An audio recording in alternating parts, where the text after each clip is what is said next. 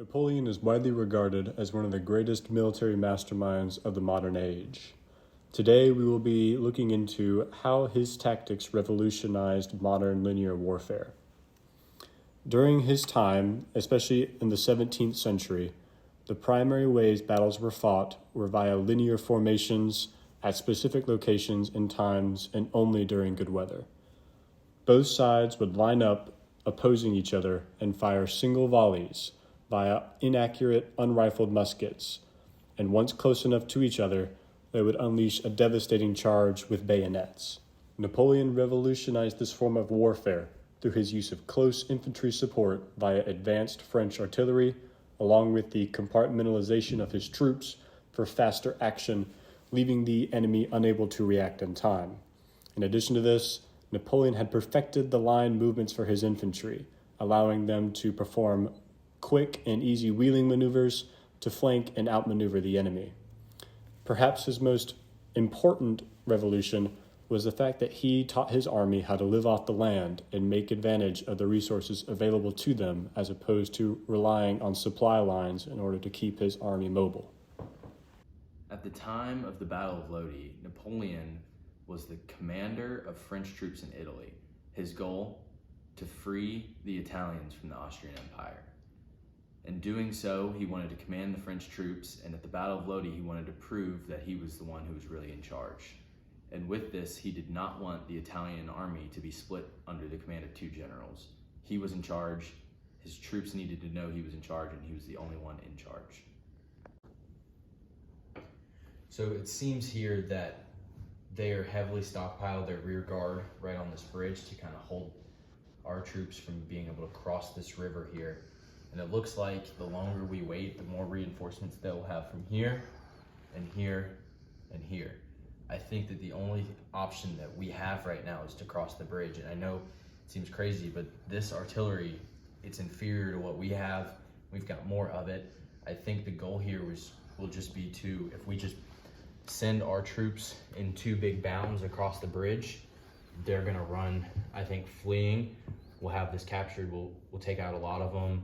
And from there, instead of sending in troops to reinforce, they're just gonna have to flee the area, and we'll be able to take Lodi completely for ourselves.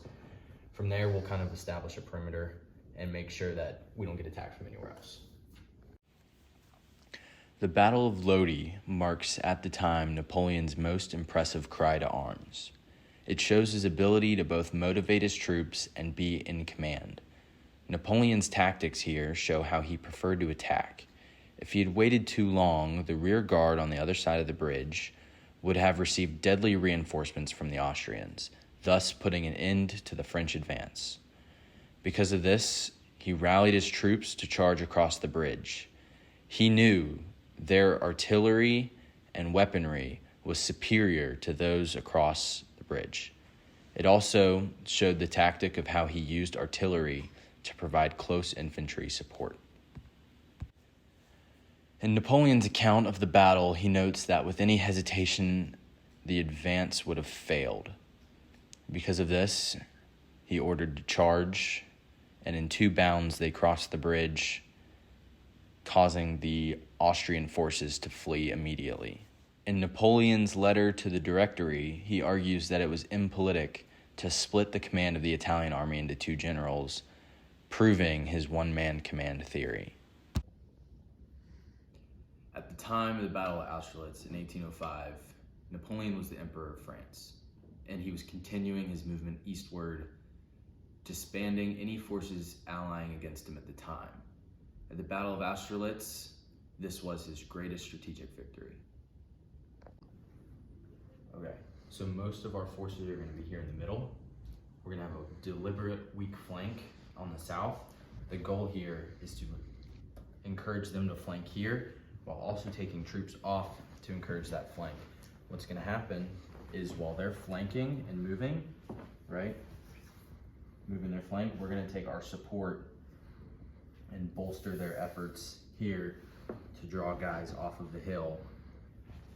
Once that happens, we'll have artillery support onto the hill, and we'll push our infantry guys up and take the hill.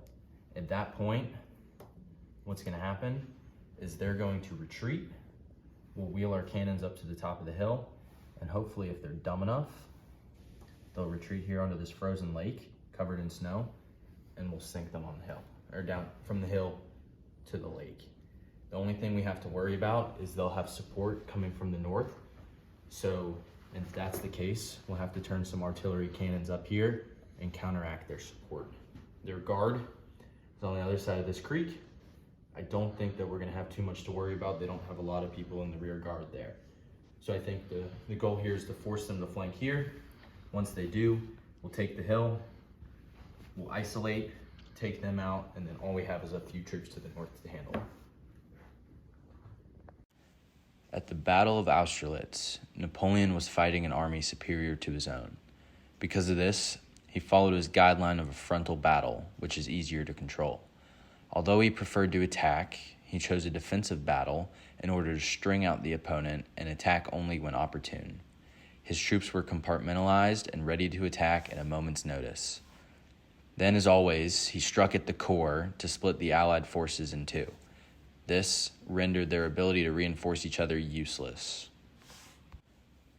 Austrian General Studerheim recounts that by the sheer concentration of French forces on one spot in the center of the battle, they outnumbered the Allied forces 2-1 and split the Allies in two from the hilltop, proving this theory that Napoleon liked to choose defensive battles, attacking when opportune and splitting the enemy in two. In Napoleon's proclamation after Austerlitz, he states, "Here his troops bravely forced the enemy onto a frozen lake where they drowned them with surrounding artillery." Napoleon's invasion into Russia had been sparked by his rage at Tsar Alexander, who had once been his closest friend. Tsar Alexander had recently breached the continental system by engaging in a trade deal with England. Napoleon responded by launching an invasion force into Russia. This campaign is often agreed on by historians as the beginning of the end of Napoleon's reign. Okay, so we are in defensive positions across the left side of the map here. We've got key terrain being these heavily dense forests here, all around the map. Not really an easy way to push through these.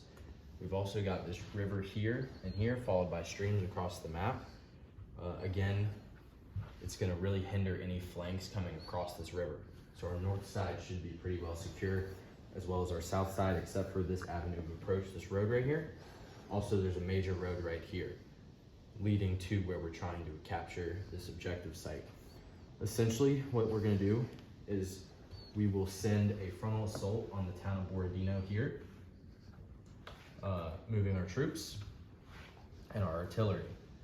That is going to draw some of their troops to help, as well as an attempt to flank across this river and back behind, where we will use artillery to repel them back, forcing more troops to come and leave this site to help support Borodino. From there, we will flank here, down at the south, using artillery support, force them back, and then from there, we will wager our main assault across here, using artillery cover to take and capture this objective, the fortified locations.